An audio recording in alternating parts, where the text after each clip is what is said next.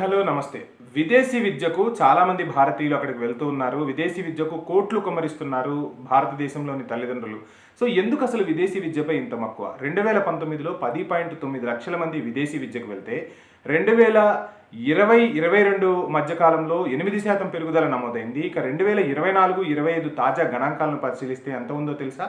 రమారమి 20 లక్షల మందికి పైగా విద్యార్థులు ప్రతి సంవత్సరం విదేశాలకు వెళ్ళి చదువుకుంటున్నారు. ఏంటి అక్కడ అంత నాణ్యమైన విద్య విదేశాల్లో లభిస్తున్నప్పుడు భారతదేశంలో అంత నాణ్యమైన విద్యను ప్రభుత్వాలు ఎందుకు అందించలేకపోతున్నాయి? ఇక్కడ రెండు అంశాలు మనం పరిగణలోకి తీసుకోవాలి. ఒకటి, భారతదేశంలో ఉన్న ధనమంతా విదేశీ యూనివర్సిటీలు క్యాష్ చేసుకుంటున్నాయి. ఇది ఒక అంశం. రెండవ అంశం, భారతదేశంలో ఉన్న మేధా సంపత్తిని కూడా విదేశీయులు కొల్లగొట్టుకుపోతున్నారు. అక్కడే ఉద్యోగాలు చేసుకుంటూ సుందర పిచ్చై లాంటి వాళ్ళు అక్కడే స్థిరపడిపోతున్నారు. ప్రభుత్వాలు ఆ దిశగా ఎందుకు ఆలోచన చేయట్లేదు? ఒకటి, ఏ ప్రభుత్వాలు వచ్చినా ప్రతిసారి చెప్తూ ఉన్నారు, మేము విద్యకు అధిక ప్రాధాన్యతనిస్తూ ఉన్నాము, యువత బంగారు భవిష్యత్తుకు బాటలు వేస్తూ ఉంటాము అని చెప్తూ ఉన్నారు. ఎక్కడ యువత భవిష్యత్తుకు బంగారు బాటలు పడుతూ ఉన్నాయి? విదేశాల్లోకి వెళ్ళిన విద్యార్థులు ఎన్ని అవస్థలు పడుతున్నారో మనం చూస్తూ ఉన్నాం.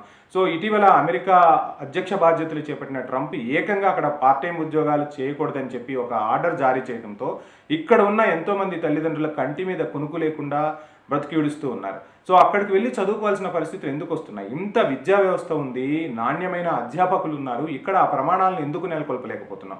సనాతనంగా మనం చూస్తే, అంటే మన పూర్వకాలంలో చూస్తే నలంద లాంటి యూనివర్సిటీలు ఉన్నాయి, ఎక్కడి నుంచో విదేశాల నుంచి వచ్చిన విద్యార్థులు ఇక్కడ చదువుకున్నారని కూడా చెప్తూ ఉంటారు. మరి అటువంటి గొప్ప సంస్కృతి, సాంప్రదాయం, గొప్ప విద్యా వ్యవస్థ ఉన్న భారతదేశానికి ఇప్పుడు ఏమైంది? ఎందుకు మన విద్యార్థులు విదేశాలకు వెళ్తూ ఉన్నారు? ప్రభుత్వాలు ఆలోచించాల్సిన అవసరం ఉంది. ప్రభుత్వాలతో పాటు ప్రజలు కూడా ఆలోచించాలి. సో, మొన్న క్రికెట్ మ్యాచ్ గెలిచినప్పుడు చూసాం మనం, యావత్ భారతావని కూడా సంబరాల్లో మునిగిపోయింది. యువత అంతా రోడ్ల మీదకి వచ్చి కేరింతలు కొట్టారు, దేశానికి మద్దతుగా నిలిచారు. నిజంగా గొప్ప విషయమే. మన దేశం గెలిచినప్పుడు సంబరం పట్టడం గొప్ప విషయమే. కానీ మన విద్యా వ్యవస్థలో మార్పులు రానప్పుడు కూడా ప్రభుత్వాలను ఎందుకు మనం ప్రశ్నించలేకపోతున్నాం? మనం ప్రశ్నించడానికి ఎందుకు రోడ్డు మీదకు రావటం లేదు? ఒక రైతుకు కనీస మద్దతు ధర దక్కనప్పుడు, రైతు లేకపోతే మనం ఏమీ చేయలేని పరిస్థితులు, రైతు లేకపోతే మనం భోజనం కూడా సరిగ్గా చేయలేము. ఆ రైతుకు అండగా నిలబడటానికి ఎవరైనా బయటకు వస్తారా అంటే ఒక్కళ్ళు రాని పరిస్థితులు కనిపిస్తున్నాయి. సరే, అవన్నీ పక్కన పెడితే తరతరాలుగా ప్రభుత్వాలు చెప్తూ ఉన్నాయి, విద్యకు అధిక ప్రాధాన్యతనిస్తూ ఉన్నాం, విద్యార్థులందరి భవిష్యత్తుకు బంగారు బాటలు వేస్తూ ఉన్నాం, యువతే మన దేశానికి బలమని చెప్తున్నాం.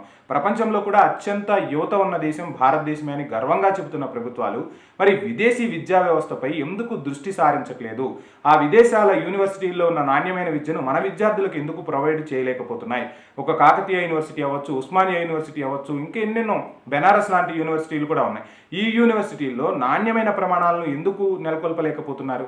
రాష్ట్ర ప్రభుత్వాలతో పాటు దేశంలో ఉన్న అధికారంలో ఉన్న కేంద్ర ప్రభుత్వం కూడా ఆలోచించాల్సిన అంశం. తల్లిదండ్రులు ముఖ్యంగా ఆలోచించాలి. ఎంతోమంది తల్లిదండ్రులు ఈరోజు అమెరికాలో తమ పిల్లల భవిష్యత్తు ఏమవుతుందో అని ఆలోచిస్తున్నారు. కోట్ల రూపాయలు ప్రతి సంవత్సరం మన ధనం అనేది అమెరికా తరలిపోతూ ఉంటే ప్రభుత్వాలు ఏం చేస్తున్నట్టు తల్లిదండ్రులు కూడా ఆలోచించాల్సిన అవసరం ఉంది.